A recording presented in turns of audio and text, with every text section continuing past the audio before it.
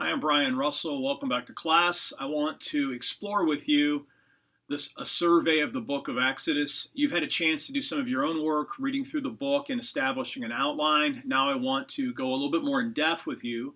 You can find notes on my own personal survey within our online classroom.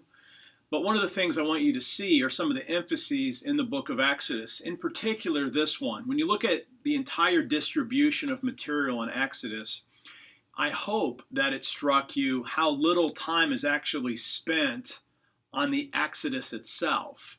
We have some setup to the Exodus. We have the Exodus event itself, which really is just chapter 7 through the end of chapter 14. But from that point onward, from chapter really 15, the last part of 15, all the way to the end of the book, Israel is either journeying through the wilderness to Sinai, or from chapter 19 onward, Israel's at Sinai. So contrast that with how classic movies such as the Ten Commandments or the animated Prince of Egypt portrayed Exodus, where the focus was essentially getting God's people out of Egypt. Because when you actually read the book of Exodus, the focus isn't so much on getting God's people out of Egypt, the liberation. That is a critical component, but by the distribution, by the fact that Israel is at Sinai from chapter 19 to the end, so over 50% of the material is at Sinai. So the real end of the book of Exodus isn't just getting Israel out of Egypt. Now listen to this. It's getting Egypt out of Israel. It's liberating God's people so that they can live as God's holy missional community for the sake of the nations. And in fact, the climax of the book of Exodus, you may have observed, isn't crossing the Red Sea, though that's vital to the liberation, and that's the climax of the liberation.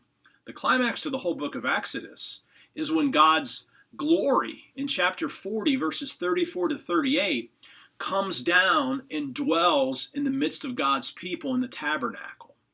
So having said that, let's step back and break this down. Now, I think the book of Exodus breaks into at least two pieces, but the way I'm going to do it in three parts. Essentially, this follows geography. And if you think about it, in the first part of the book of Exodus, Moses goes from Egypt to Sinai, and then he goes back to Egypt, and then he brings Israel from Egypt to Sinai. So we want to think about that. And so if we take the first part of the book of Exodus, we'll want to call it Israel and Egypt.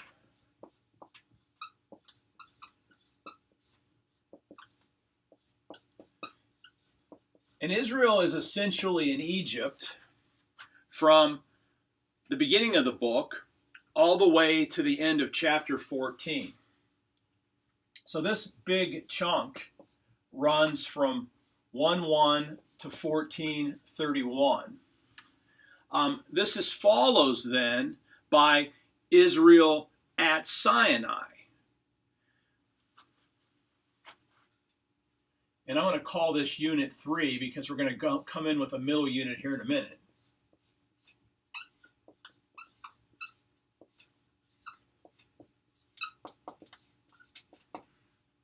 And this is going to be 15:22 through 40:38. Okay, what does that leave? What that leaves is the poetry that shows up in Exodus chapter 15, verses 1 through 21. This section is sometimes called the Song of the Sea. This is the material that I wrote my doctoral dissertation on, Exodus 15, 1 to 21, which essentially is a longer poem, 1b to 18, a small piece of a poem, verse 21b, and then some narrative in verse 1, and then narrative in verses 19 through 20. So we have this middle section here, which serves as what I would call the fulcrum point in the book. So unit 2, I'm going to put it down here and write it this way. This is going to be our central section, and this isn't a chiasm. This isn't a cruciality. This isn't a pivot. We're going to call this a fulcrum. Let me show you what I mean by that. This is going to be the Song of the Sea.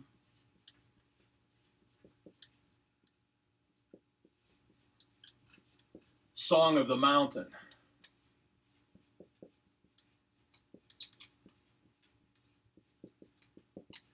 And what I want to argue is that the poems here brings the deliverance from Egypt to a climax. That's absolutely clear here. So if you're just looking at the poetry here, verses 1 through 12, and then again verses 19 through 21,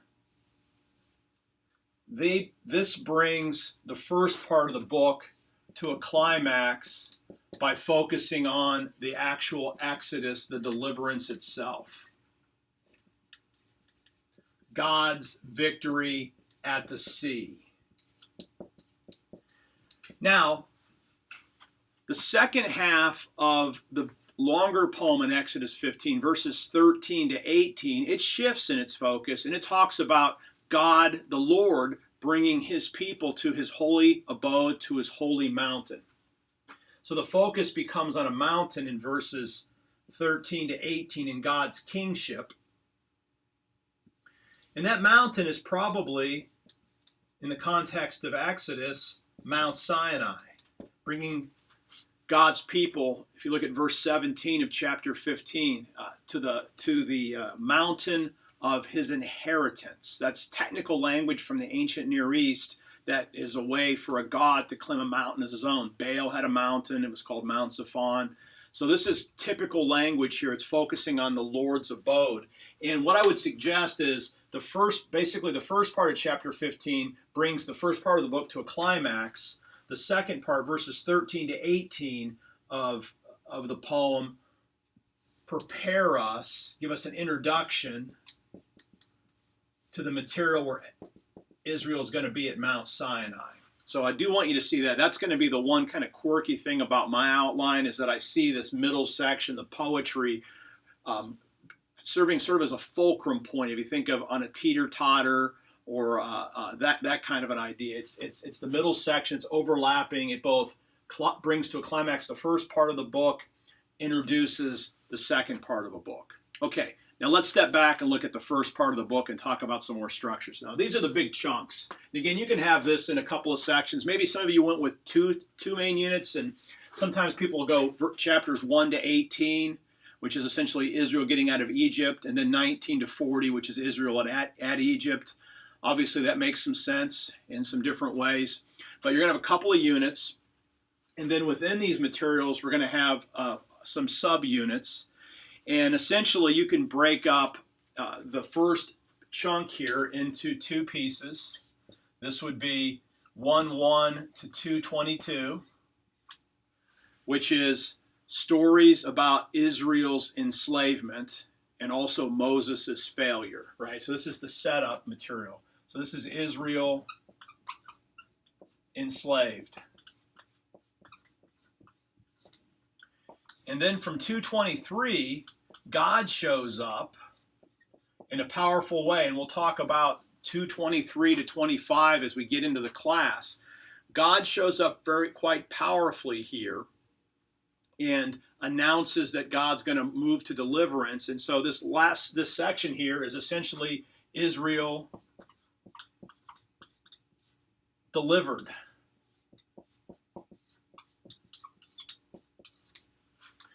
Now, of course, we could add more detail, and there's going to be more subunits that are built in here. You can look at my more specific notes, but notice how that gives us a clear indication of what's happening. You always want to look at the big picture, and these are the big movements here. Now, if we go to the second part over here, when we have Israel at Sinai, we have Israel in the wilderness. This is the actual journey, which is 15:22 through the end of chapter 18, which will be 18:27. And then B, we have Israel at Sinai, and this is chapters 19 to 40. Now, notice in particular how this large section breaks up here, because this is important for understanding how the materials in the second part of the book are going to look at. This breaks down into a couple of sections that are important. First of all, we see Israel's receiving the covenant, and this is going to be in two pieces here. We have Exodus 19 through 25 is covenant materials, or actually 19 through 24.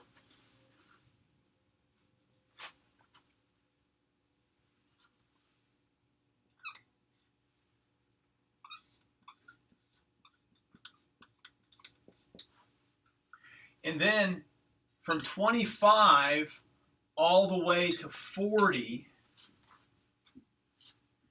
we get the materials on the tabernacle. Except there's an extra story that gets squeezed into these.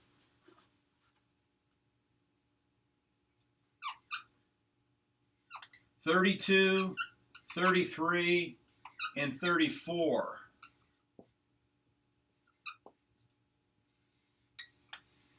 So notice that when we get to the tabernacle materials,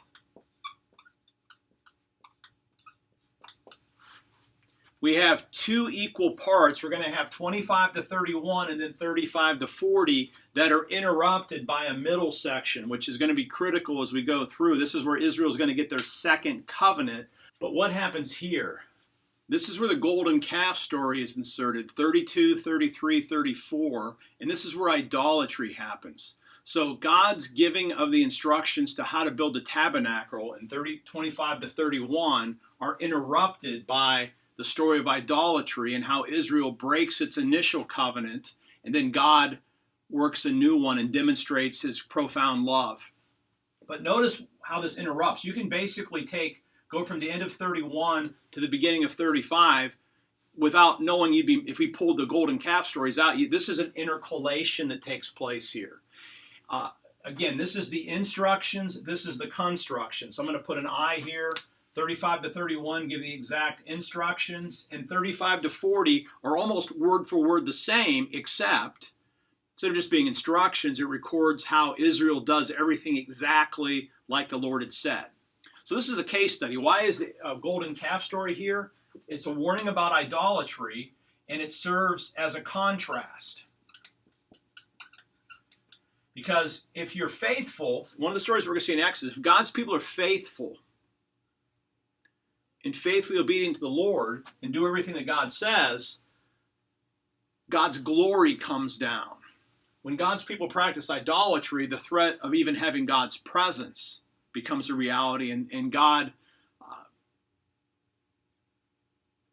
idolatry is a threat to God's presence, whereas faithful obedience guarantees God's presence. So if we want to make a big climax, as I already said, 40, 34 to 38, this is the climax of the book of Exodus. So it goes from Israel being slaves in Egypt all the way to 40, 34 to 38, where God's glory comes down. That's what the book's driving towards. Having a holy missional community carrying the presence of God with them into the nations to bear witness to the one true God that Israel knows. That's what Exodus is ultimately about. But let's back up and look at some of these other areas and what some other things are going on. Now, essentially, this section here at the beginning, when Israel is enslaved, when Moses goes through his challenges, this is all about introduction, preparation for what's going to take place in the book of Exodus. We'll say more about that as we go along, but it's the setup. It announces at the beginning how God's people got into Egypt, describes the issues behind them becoming slaves, and then talking about the birth and, at the beginning, challenges of the human agent who's going to participate in the deliverance, Moses.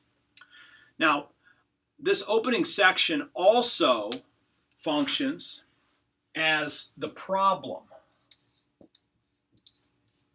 So this is a problem solution. What does it mean when God's missional people, the sons and daughters of Abraham, the people whom God has called to be his hands, his feet, his mouthpieces, to be the means by which God is going to bless all the nations. What happens when a country thwarts that mission through attempted genocide, which is what takes place at the beginning? Well, the solution to that is going to be what God does. God is going to deliver Israel from Egypt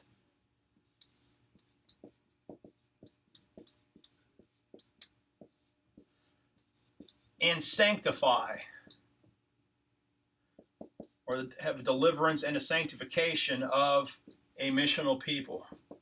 So basically, the rest of the book of Exodus is the solution to the problem of God's people being in captivity. So from 223 all the way to the end of the book is going to be the solution part of this, and we can trace that out, that God is going to call a people to be his people for the sake of the whole world. If you don't believe me, look at chapter 19, verses 4 to 6. We're going to come back to those in a minute. In chapter 19, it says, "You've seen what I've done to Egypt, how I carried you on eagle's wings and brought you to myself. Now if you will truly hear my voice and keep my covenant, you'll be my treasured possession out of all the nations. The whole earth is mine, but you'll be for me a kingdom of priests and a holy nation." So Israel's going to get their calling in 19. It's that missional calling then. So that's going to be a part of their deliverance and their sanctification, and their deliverance and sanctification for mission. So the book of Exodus isn't just about a liberation from oppression. It's a liberation for God's mission. And we want to hold those two pieces in distinction and intention as well. A couple other things here that when I just mentioned Exodus 19. Exodus 19, especially 4 to 6, are both a cause for in the second part of the book and a particularization. Because it's going to call God's people to be a kingdom of priests and a holy nation and to keep covenant.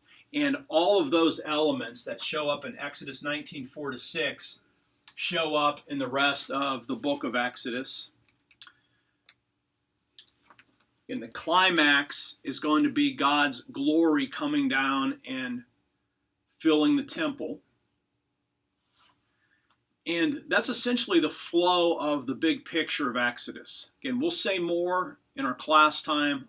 In more videos, we'll continue to break these units down. You can look at my outline, see if you have any questions. I'm open to answer questions that you have, so embrace the forums. If you have different ideas about how the book of Exodus should be broken up, you can include those. We can talk about it.